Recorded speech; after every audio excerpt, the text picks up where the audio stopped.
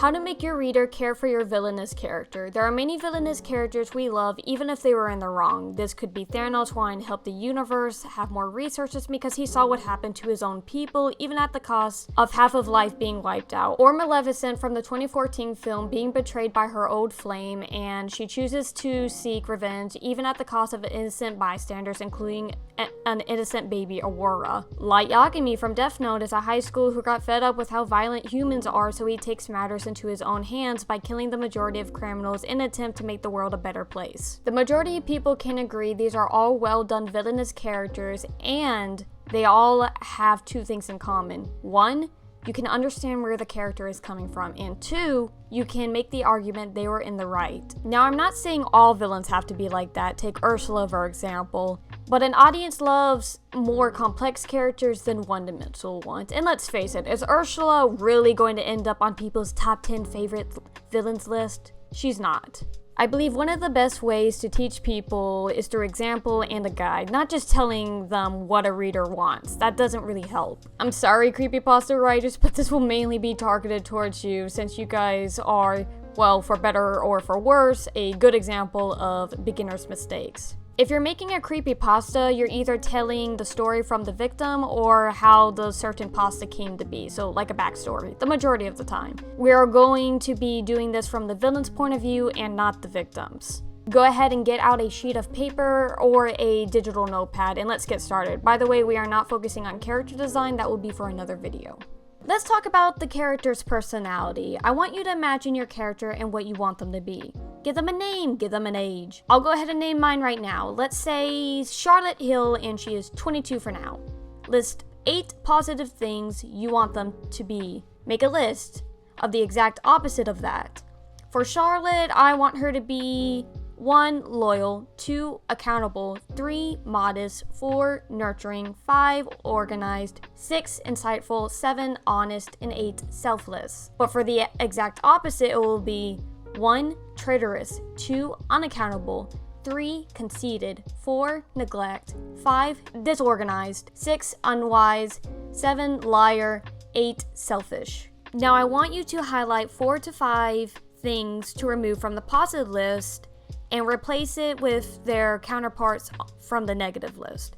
Only switch with the words counterparts to avoid inconsistencies. If you put strong, replace it with weak, brave with coward, patient with impatient, and so on. If you're squirming in your seat, you're doing it right. We are doing this because if your character is already all the positive things you want them to be, there will be no room for character development, and let's face it, if they're already all these positive things, they're probably not going to be that relatable either. So I've selected 5 negative things, and now Charlotte's list should look something like this. Traitorous, unaccountable, modest, nurturing, organized, unwise, liar, and selfish. Now you should have much more to work with than what you did before. Doing this will help avoid your character from becoming someone who cannot do any wrong and is always in the right. This next part is to help you with your ending. Highlight 1 or 2 from the positive negative list that you did not highlight before. For me, I selected 2 positive and 1 negative. Insightful, accountable, and neglect. Whatever you choose is what they will lose/gain at the end of the story. I want you guys to pause the video and tell me in the comments your character's name, age, and personality so far. Is it getting the gears in your brain moving? Are you excited or nervous about this? I'm curious to see how you guys are doing. This is where we move to the next step. When and where is this happening? Are they in a fantasy world? Earth? What time period are they in? Are we in the future? Are we in the past? I will say this, if you put them in the fantasy world, there will be a lot more questions than if you put them on Earth. I'm putting Charlotte in the 1790s, and she will be American. She lives in a nice big house on a plantation. What? What the f? Where does your character live and what time period? Now we move on to something most new writers forget to do, and it is so important. Having a supporting character. I cannot stress to you how many people forget to have one. A supporting character who isn't the main focus of the story but instead supports the protagonist in some way. Most people can relate to having that one person having their back.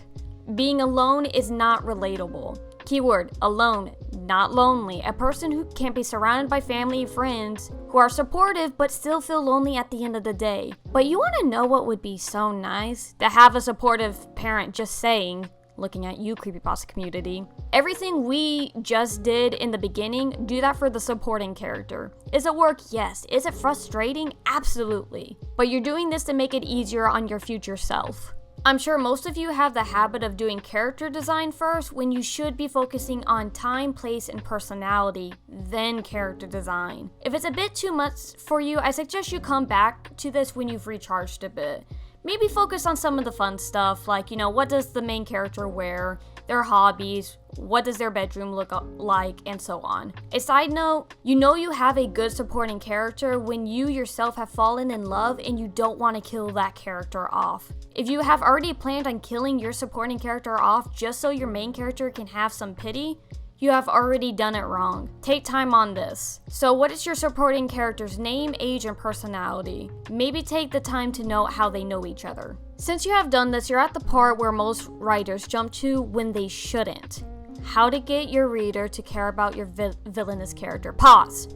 I just want to remind the viewers, especially if you're writing a creepypasta, this is a villain. I am not saying they can't do heroic things or not get justice. I'm not saying that at all. I'm saying this is a bad guy. Most writers, especially beginners, have the tendency to make their character the hero of the story. What is very common for creepypasta writers, they have the main character be wronged in some way, kill their family, burn down their house, and disappear to go kill more. Like, come on guys, this happens way too much. Is this like an unspoken rule I don't know about? Make sure you have your character do something that's actually bad. Killing their family or bully that has seriously wronged them, most won't see them as the bad guy. That's how people fall into the hero of their own story trope. If you take a tip jar while the waitress isn't looking and you know they work hard for their tips, you're going to look questionable. If you say one thing to one person and then say a completely different thing to another, you're going to look sus.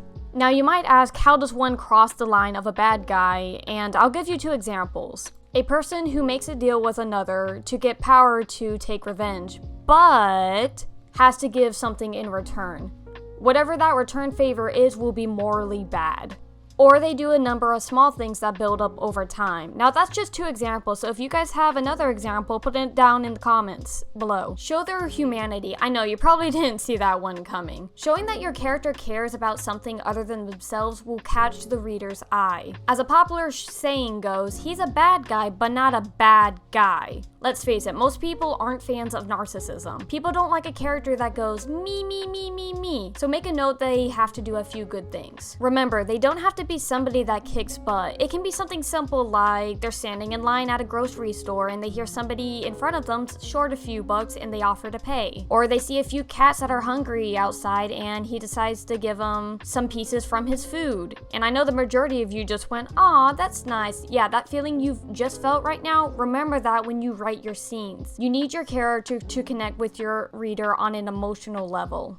A lot of writers seem to think, oh, if I make my character 16, that means other 16-year-olds will relate to my character, which is simply not the case. You need to relate through the heart, not through looks. The majority of people have the desire to do the right thing, and if they see a villain who truly believes they are justified no matter the cost, and you see them doing good things, the reader will think, well, maybe they have a point. Stop right there. Did you see what I did? Notice how this went from, oh, that's cool, he's feeding the strays. I feed strays. This dude ain't so bad. Well, maybe he has some type of reason why he is the way he is. He might have a point. When making your story, ask yourself, if you are guiding your reader down this train of thought, you need to decide where you're going to guide your reader. If you do not like this train of thought and you want your reader to be absolutely terrified of your character, you're on the wrong video. That's a video for more like from the victim's point of view. If you want your reader to care, this is the way to go. I've given you a guide on how to do this. Now, the only thing that's blocking you is your own creativity and your ability to see the story through. Yay, you made it to the end of the video. By the way, we have a subreddit called r/PagesUntold, so if you want me to see your work, post it there. I would love to help you guys if you're seeking advice, or maybe you just want to be a part of a community. I will also be putting reference sheets there that you can download to help you with your work. Don't forget to subscribe, and if you don't, I killed a dog.